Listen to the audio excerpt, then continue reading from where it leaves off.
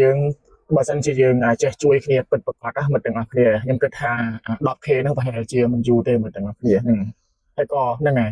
នេះបានជាខ្ញុំថាមិនយូរនឹងឧទាហរណ៍ថាបើសិនជាយើងshare វីដេអូរបស់យើងចូលទៅក្នុងក្រុមឧទាហរណ៍ក្នុងក្រុមខ្លះហ្នឹងមាន10000ជាង20000ឬក៏ក្រុមខ្លះហ្នឹងគឺមានដល់កើតសែនបាទហ្នឹងហើយកើតសែនកើតសែនអ្នកមិនទាំងអស់គ្នាដូច្នេះហើយបើសិនជាយើងក្រុម MMO ទាំងអស់នោះបើសិនជាយើងជួយគ្នាពិតប្រាកដណាពិតជាមិនយូរទេមិត្តទាំងអស់គ្នាក៏ប៉ុន្តែវាខុសស្រឡះដោយសារអីដោយសារតែ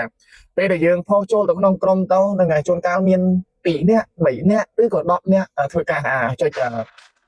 មើលនៅវីដេអូរបស់យើងឬក៏ចុចជា stick configure ជាមួយនឹងវីដេអូរបស់យើងបាទបើអញ្ចឹង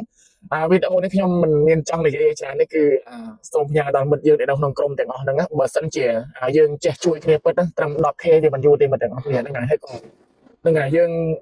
ចូលនៅក្នុងវិស័យនេះហើយយើងត្រូវតែ